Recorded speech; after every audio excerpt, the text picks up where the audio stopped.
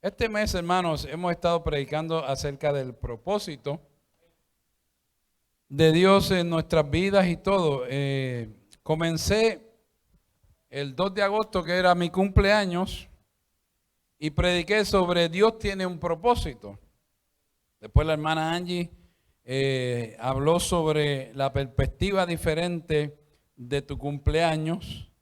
Después el hermano Jorge Núñez habló sobre el hijo pródigo, y sabemos que el hijo pródigo se enfocó del propósito, y después obviamente el Señor lo trajo a redil. Después hablé como Elías, como la iglesia. Después el pastor Miguel Castro habló sobre andar bajo la voluntad de Dios, y también habló de que vivamos en el propósito de Dios. Después la pastora predicó sobre llamados a producir, al igual que cuál es tu gigante. Y todo eso fue, hermanos, durante este mes que hemos estado predicando sobre el propósito. Y sabemos que cuando hablamos sobre propósito, pues obviamente todos sabemos que tenemos que tener un propósito. Pero al igual que hablamos sobre el propósito, hoy quiero hablarles de algo en especial y quiero llamarle esta predicación: no puedes perder tu propósito. O sea, tenemos un propósito, sabemos que lo tenemos, como estaba hablando el hermano Núñez en la predicación que hizo sobre el hijo pródigo. El hijo pródigo en un momento dado se desenfocó del propósito y se fue a otro propósito. Poderoso es el Señor. Entonces, hermanos, en esta noche, pues esta noche vamos a hablar de que no debemos perder ese propósito. Poderoso Dios. Y vamos para eso a un versículo que no es muy largo, pero vamos a 1 de Corintios 11, versículo 1.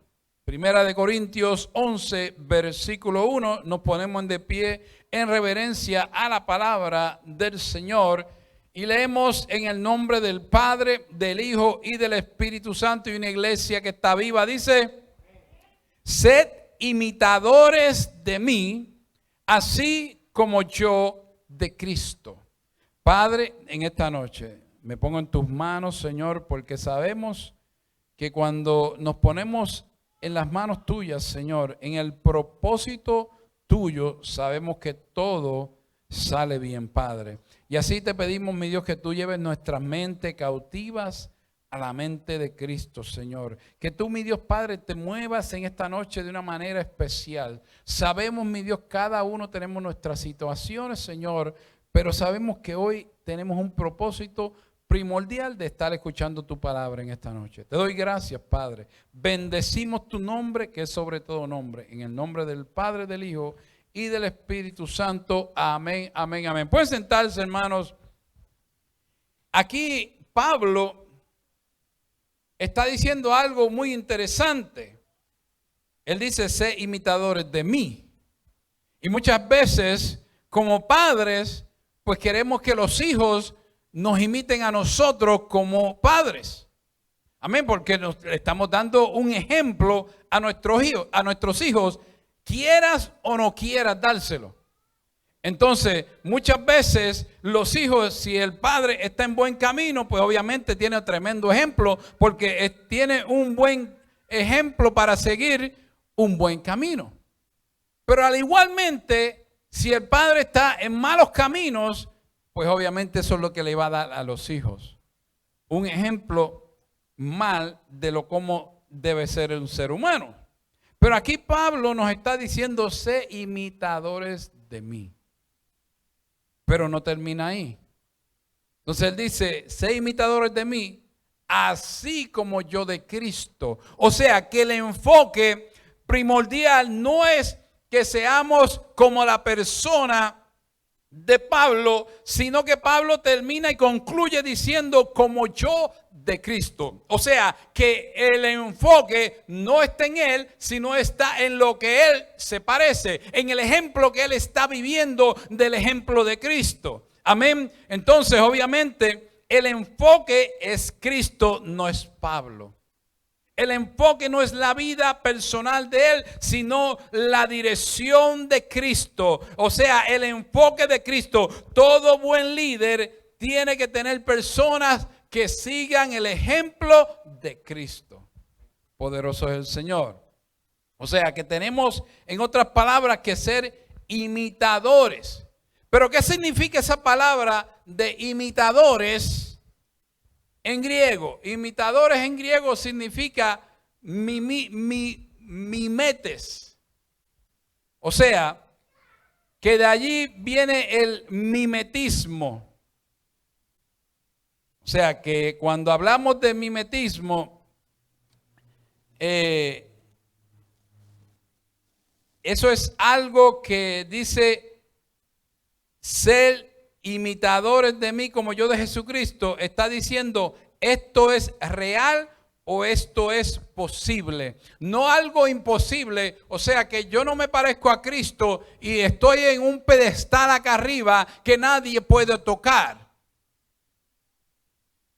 Y vemos algunas personas que adquieren una posición en algún trabajo de una altura que ya no quieren comunicarse con las personas que están haciendo el trabajo realmente, porque ya están en una altura demasiado de grande.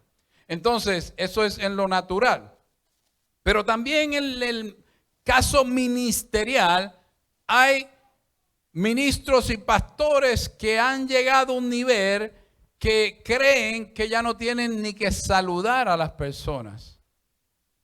Hay pastores que entran por la puerta de atrás después que ya entró toda la iglesia, simplemente para entrar al púlpito, predicar la palabra, irse por atrás mismo, ni saludar a nadie.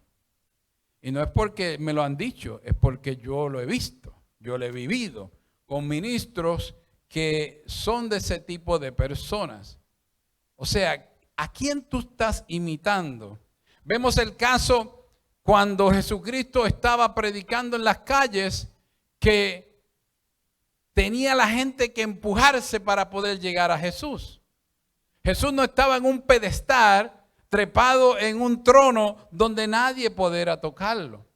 Había una mujer del flujo que tuvo el flujo por tantos años y para ella poder ser curada, ella tuvo que empujarse por el medio de tanta gente para llegar siquiera al manto de Jesús.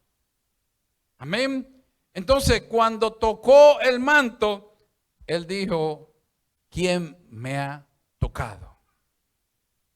O sea, que nosotros tenemos que ser imitadores de Cristo, no porque está en un pedestal, sino porque Él se hizo como nosotros mismos. Amén. Poderoso es el Señor. Cristo vivió una vida de principios desde el principio hasta su fin, aquí en la tierra. Obviamente, nosotros tenemos que seguir esos principios porque Jesucristo nos dio unos ejemplos inquebrantables. El ejemplo que nos dio Jesucristo no es un ejemplo de que Él decía una cosa y hacía otra cosa. Al contrario, Jesucristo decía y hacía. Amén. Y por eso es que Pablo expresa esta expresión, sé imitadores de mí, pero no termina ahí, sino que como yo de Cristo.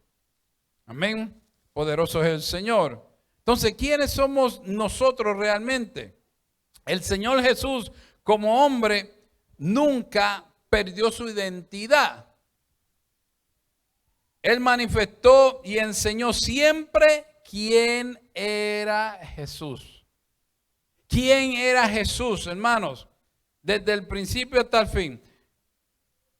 Lucas 2:49 nos dice, entonces Él les dijo, ¿por qué me buscáis? ¿No sabéis que en los negocios de mi Padre me es necesario estar.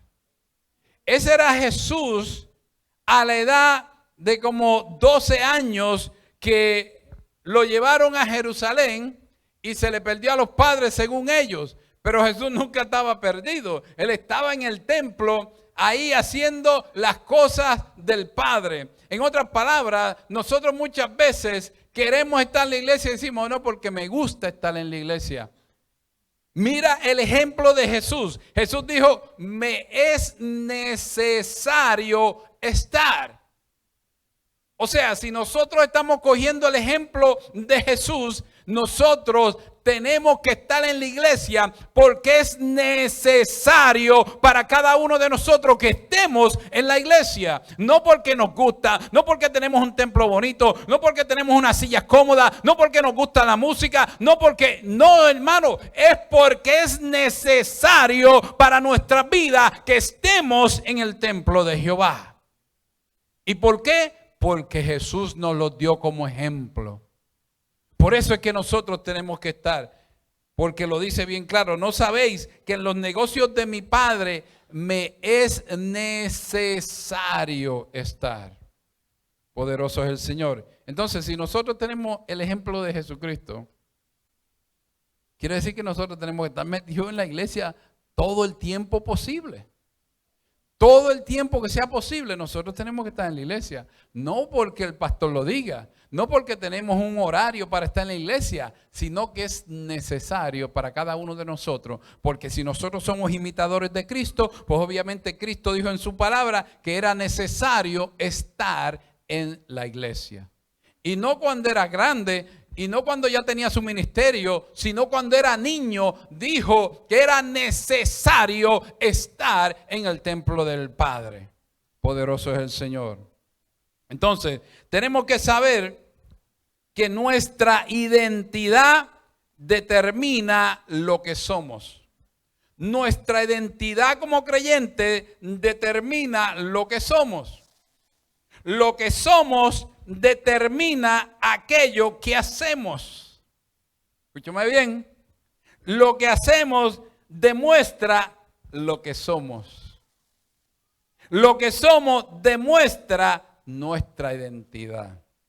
Y la identidad conlleva a responsabilidad y compromiso. La responsabilidad produce necesidad y la necesidad produce búsqueda para el cumplimiento del propósito de Dios en nuestra vida. Si nosotros tenemos una necesidad, sea cual sea, quiere decir que entonces nosotros tenemos un propósito de buscar a Cristo para que Él entonces nos cumpla lo que nosotros necesitamos. Poderoso es el Señor. Así, hermanos, que si tienes identidad de ser parte del cuerpo de Cristo, así como lo hizo Jesucristo, entonces tenemos que estar buscando vivir siempre bajo la protección del Padre dentro de la iglesia. Dentro de la iglesia. O sea, vivir una vida de santidad requiere que tú estés metido con el compromiso que Dios quiere que tú estés metido. Poderoso es el Señor. La palabra propósito significa objetivo, razón de ser de la existencia de algo. Habla de metas en la respuesta a la pregunta ¿para qué? Todo en la creación responde a un propósito. Nada, hermano, escuche bien, nada es casualidad. Todo tiene un propósito. El hombre en la ciencia está abocado a descubrir el porqué de las cosas. Entonces siempre está enredado. Siempre el hombre está tratando de descubrir algo y siempre se enreda. ¿Por qué? Porque Dios siempre tiene un propósito en todo. El Señor Jesús enfáticamente dice, ¿para qué vino en este mundo Satanás? O sea, si estamos hablando que todo tiene un propósito en este mundo, quiere decir que también Satanás tiene un propósito en este mundo.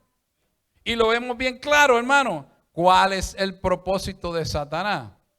Juan 10:10, que nos dice, el ladrón no viene sino a hurtar, matar y destruir.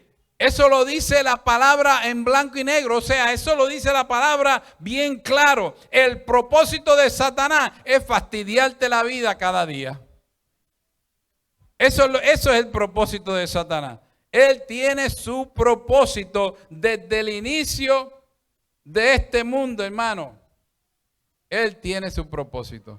Él no se desenfoca de su propósito. Lo único que cuando Él está buscando la manera de hurtarle a usted, de matarle a usted o destruirle a usted, la palabra también te dice, resistir al diablo y él huirá de vosotros. Eso es lo que dice la palabra. Entonces, si nos dejamos llevar por la palabra, quiere decir entonces que no importa el propósito de Satanás, nosotros también tenemos un propósito en nuestra vida. Poderoso es el Señor. Amén.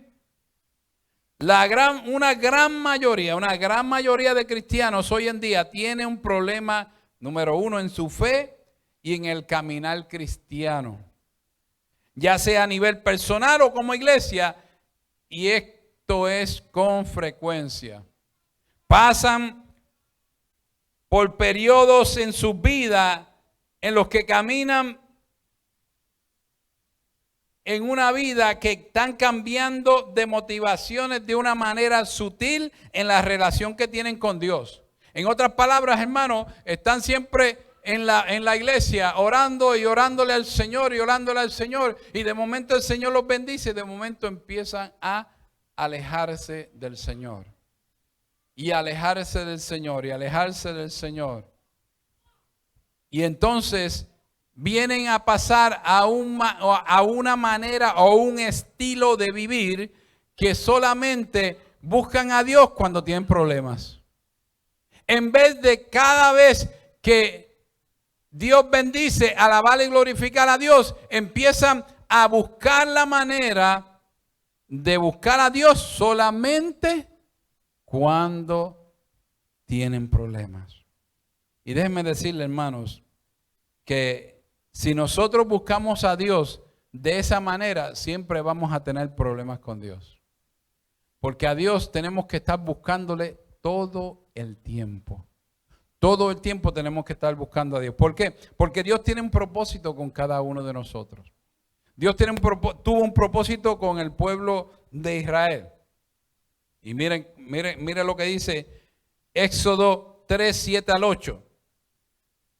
Dijo luego Jehová, bien he visto la aflicción de mi pueblo que está en Egipto y he oído su clamor a causa de sus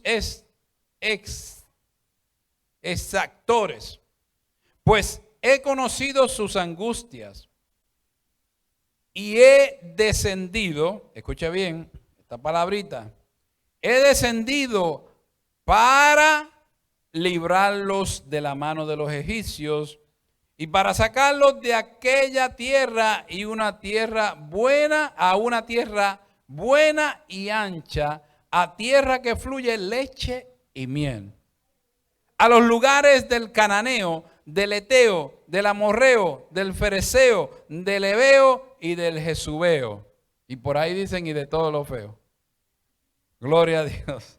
Entonces, hermanos, la palabra clave para conocer el propósito está en el versículo 8, donde dice para librarlos de los egipcios. Ahí el Señor le estaba dando un propósito al pueblo de Israel para sacarlos de ahí. Y no solamente para sacarlos, sino para bendecirles. Pero obviamente esa bendición le iba a costar. Igual que cualquier bendición que nos da el Señor nos cuesta. Nos cuesta ser agradecidos con Él. Y ese es el problema de mucha gente hoy en día. Que creen que Dios tiene que darle las cosas porque ellos se las merecen y punto. Y no son agradecidos con el Señor. Es más, su propio hijo que cree que se merece todo y usted se lo da y se lo da y se lo da, ¿usted cree que le está haciendo un bien a su hijo dándole lo que le pide? Claro que no. Claro que no, porque entonces su hijo no va a aprender ninguna responsabilidad. O sea, va a creer que siempre se merece todo y no va a querer trabajar por nada. Entonces, tenemos que tener mucho cuidado porque Dios siempre nos da un propósito. Dios siempre nos da un propósito. Obviamente tenemos que saber cuál es ese propósito. Para los egipcios, claro, Dios le dijo que los iba a sacar de la mano de los abusadores egipcios que estaban dándole latigazo a cada rato, porque eran esclavos. Entonces, ¿cuál era el propósito? ¿Solamente de sacarlos y ya? Obviamente que no. Dijo, para bendecirle y llevarlo al lugar que fluye leche y miel. Pero ya después que los llevó a darle esa bendición, no solamente que los sacó, los libertó de la esclavitud y los llevó al desierto, sino a buscar ese lugar donde fluye leche y miel, pero obviamente se lo dijo desde antes. Ahí están todos los feos. O sea, que tienes que luchar por lo que te voy a dar.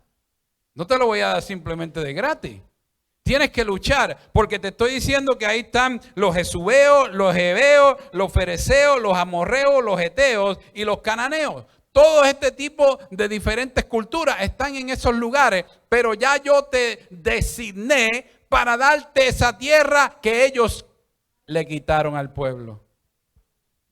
Si Dios te dio un propósito, tú tienes que cumplir el propósito, pero el propósito no va a venir de gratis. Amén. Poderoso Dios, aleluya.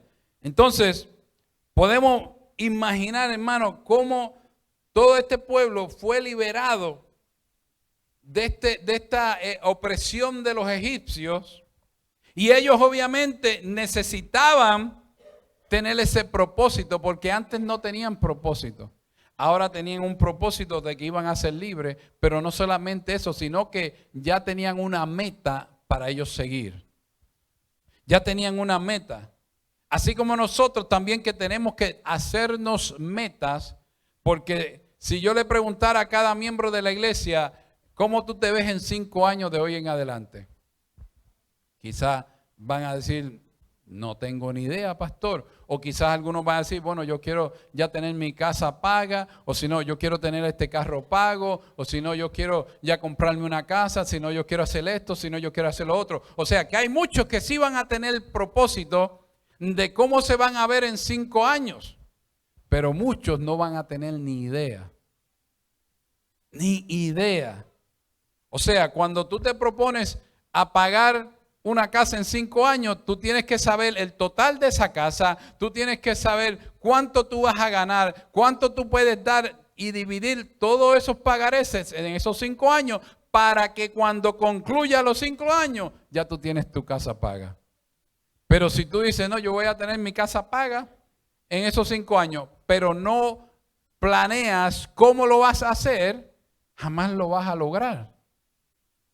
O sea, tú tienes que enfocarte en el propósito que Dios te dio. Dios te da un propósito, pero tú no puedes perderlo. Amén.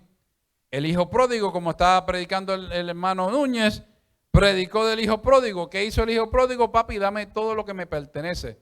Antes de realmente que el padre se muriera, ya quería su herencia. Cogió su herencia, se largó a la ciudad y ¿qué pasó? Gastó todo. O sea, él no estaba pensando de 5 años. Él estaba pensando en los placeres de hoy, en los placeres de ahora.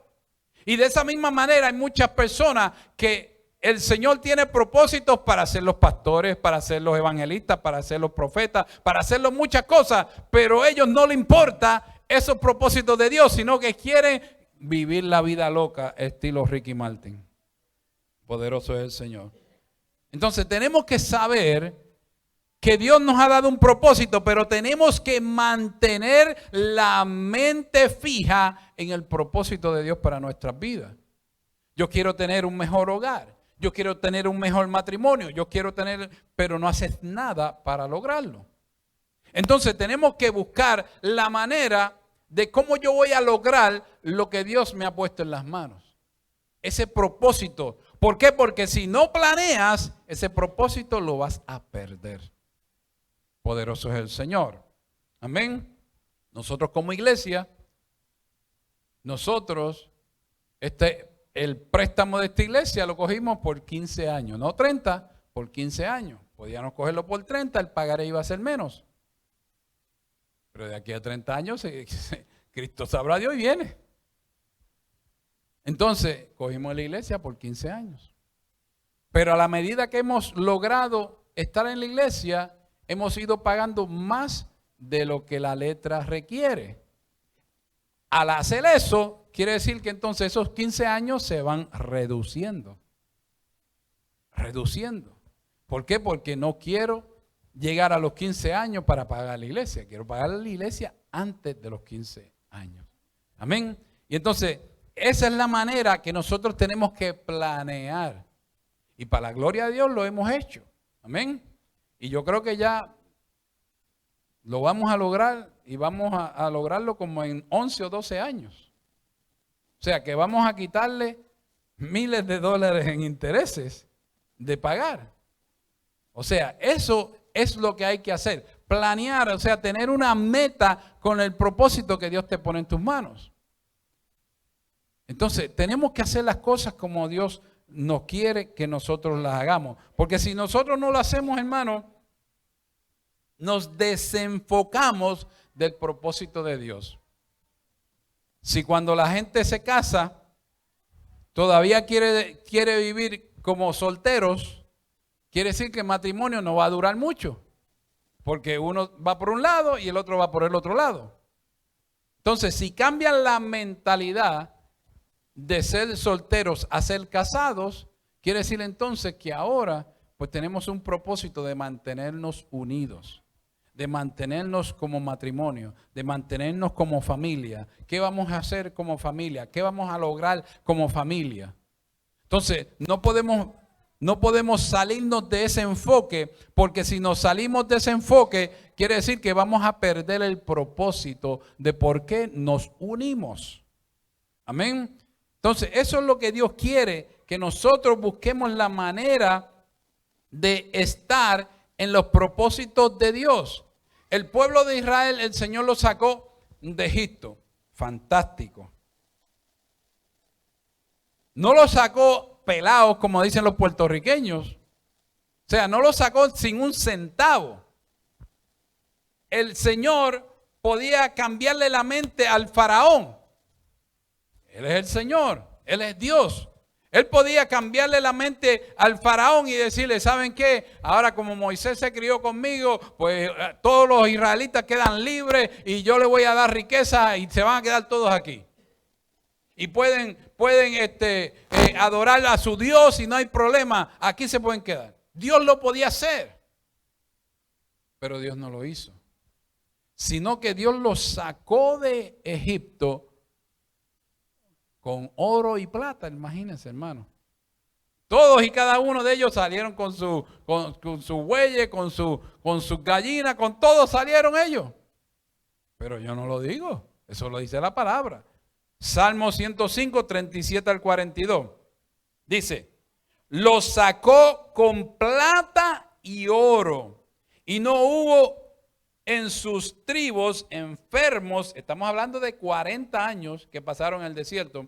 No hubo en sus tribus enfermos.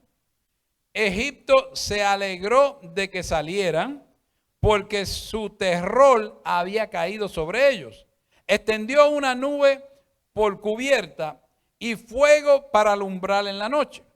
Pidieron e hizo venir codornices y los sació de pan del cielo. Y abrió la peña y fluyeron aguas. Corrieron por los sequedales como un río. Porque se acordó de su santa palabra dada a Abraham, su siervo. Eso fue lo que Dios hizo al sacar a toda esta gente de Egipto. Lo sacó con bien. Le dio comida cuando tenían hambre. Le dio carne cuando ya no querían comer pan. Comieron pan en un desierto donde no hay horno, en un desierto donde no hay nada para hacerlo un asado, sino que Dios se lo proveyó. Pero además de eso, hermano, fíjese lo maravilloso que es nuestro Dios. Además de eso, hermano, la ropa y los zapatos de todos ellos nunca se les rompieron. Y ahora te compras una ropita y cualquier 2 lavaditas y ya no sirve. Imagínese, hermano. Pero vuelvo a decir, repito, no porque lo digo yo, eso está en la Biblia. Deuteronomio 8:4 dice, tu vestido nunca se envejeció sobre mí, ni el pie se ha hinchado en esos 40 años. Imagínense, y ahora 2 horitas que uno se ponga a andar y ya los pies ya los tiene que no los soporta. Y estuvieron andando 40 años. ¿Por qué? Porque así es nuestro Dios. Así es nuestro Dios, hermano. Entonces, hermano, lo número 1 que nosotros tenemos que saber es que quien camina en el propósito de Dios siempre conquista. Quien camina en el propósito de Dios siempre conquista.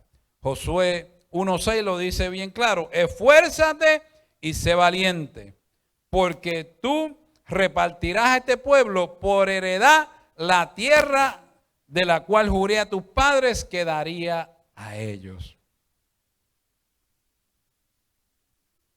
Muchos de los israelitas no llegaron, o decir, toda la gente que Dios sacó de Egipto no llegó a la tierra prometida. ¿Por qué? Porque se olvidó del propósito de Dios. Siempre estuvieron quejándose de que no querían comer ya pan. Siempre estuvieron quejándose de que no querían ya comer carne. Siempre estuvieron quejándose una y otra vez, y se olvidaron del propósito de Dios en su vida. Dios le dio un propósito que los sacaría de Egipto y que los llevaría al lugar donde fluye leche y miel. Ese era el propósito de ellos, pero ellos se olvidaron de ese propósito. Y lo número 2, hermanos, es quien camina en el propósito perseverará. Quien camina en el propósito perseverará. Marcos 8:34.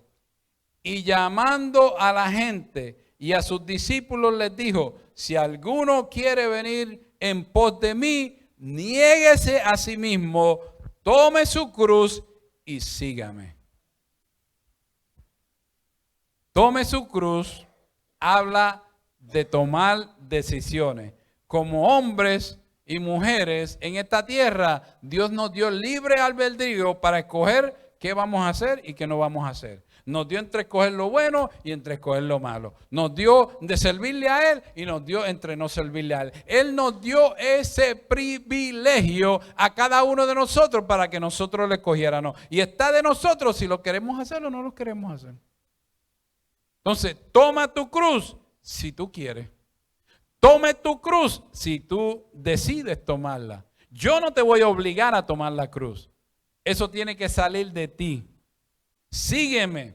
Habla de perseverar en las decisiones que tomaste. Sígueme. Habla de perseverar en las decisiones que... Si decidiste tomar la cruz, ahora persevera. Ahora persevera porque decidiste tomar tu cruz. Y si tomas tu cruz, que obviamente es un instrumento de muerte, es decir, tomamos la decisión de renunciar a nuestra vida pasada. Tomamos la decisión de enterrar lo que éramos nosotros antes de venir a Jesús y tomar la cruz y seguirle a Él.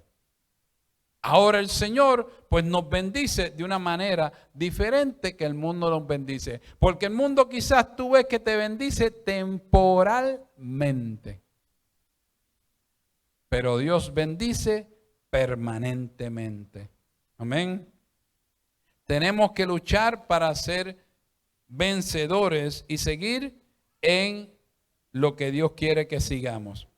Segunda de Corintios 4, 7 al 10 nos dice: Pero tenemos este tesoro en vasos de barro para que la excelencia del poder sea de Dios y no de nosotros, que estamos atribulados en todo, mas no angustiados, en apuros, mas no desesperados, perseguidos, mas no desamparados, derribados, pero no destruidos, llevando el cuerpo siempre por todas partes la muerte de Jesús, para que también la vida de Jesús se manifieste en nuestro cuerpo. O sea, claramente ahí nos da la palabra que nosotros tenemos que seguir con la excelencia de Cristo, porque quizás nos vean que estamos medio caídos, pero Jesús nos dio la victoria. Amén. Poderoso es el Señor. Y por último, hermanos, Hebreos 12:2 nos dice: puesto mis ojos en Jesús, el autor y consumador de la fe, el cual por el gozo puesto delante de él sufrió la cruz, menospreciando el oprobio, y se sentó a la diestra del trono de Dios. Entonces, mis hermanos, perseverar, hermano, habla de vencer las tentaciones de este mundo. Y solo se vence las tentaciones de este mundo teniendo nuestro propósito fijado en Dios. Cuando podemos mirar hacia atrás y ver las cosas que el mundo nos ofrece y ver hacia el frente y ver las maravillas de Dios, ahí es donde está la diferencia. Cuando perdemos el propósito de nuestra vida, nos hacemos vulnerables a caer en la tentación del enemigo, porque él vino a robar, matar y destruir. Quizás esta sea una antesala a toda caída del propósito de muchas personas. Así que vamos a estar de pie en esta noche. Poderoso es el Señor. Y sabemos, hermanos, que Dios siempre tiene un propósito en todas las cosas. Todo lo que hacemos aquí es para adorar y glorificar el nombre de Dios. Y cuando nosotros venimos con ese propósito, adorar a Dios, venimos con ese propósito fijados en lo que Dios siempre va a hacer, pues Dios no se equivoca. Dios no se equivoca en nada de lo que Él hace, hermanos. Y ese es el propósito que nosotros tenemos que tener siempre en mente. Que Dios quiere bendecirnos, a pesar de lo que el enemigo siempre quiera poner en nuestra mente, en nuestro corazón. Dios siempre tiene un propósito para con cada uno de nosotros. Padre, en este día yo te doy gracias, Señor. Yo te doy gracias, Señor, porque sabemos que tú eres el que hace todas las cosas, Señor. Y cuando nosotros, Padre Santo, nos ponemos en todo lo que tú haces, Padre, nos ponemos en tus manos, Señor. Tú haces maravillas con nuestras vidas, Padre. Tú siempre estás ahí, Señor, ayudándose en todo lo que necesitamos, Padre. Y en este día, mi Dios, bendecimos, mi Dios Padre, a cada uno de los que está aquí presente, Señor. Al igual, Padre Santo, a aquellos que no pudieron llegar, mi Dios. Tú sabes la razón de cada uno, Señor. El cual, Padre, hay muchos que están viajando, así como la pastora, Señor, que está en ese retiro, Señor. Una invitación que le han hecho, Padre, para llevar tu palabra, Señor. Te pedimos que tú la continúes usando con poder, mi Dios Padre. Y esta vez, mi Dios, que fueron, mi Dios Padre, la hermana Carolina, que fue la hermana Angie y la hermana Brenda, mi Dios Padre, para ese retiro, Señor.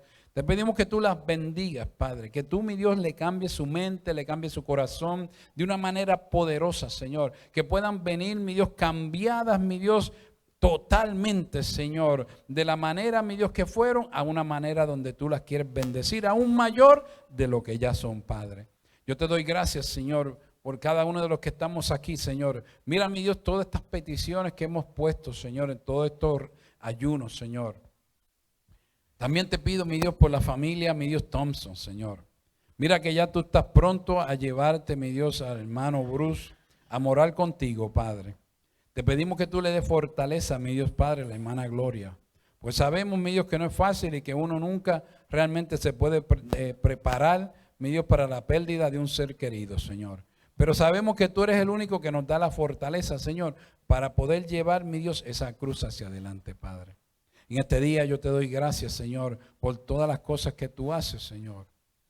Te pido que tú, mi Dios, nos vayas llevando, mi Dios, con bien a nuestros hogares, Señor, y que tú, mi Dios, seas, mi Dios, cuidando de nuestros sueños, cuidando de nuestro despertar, Señor.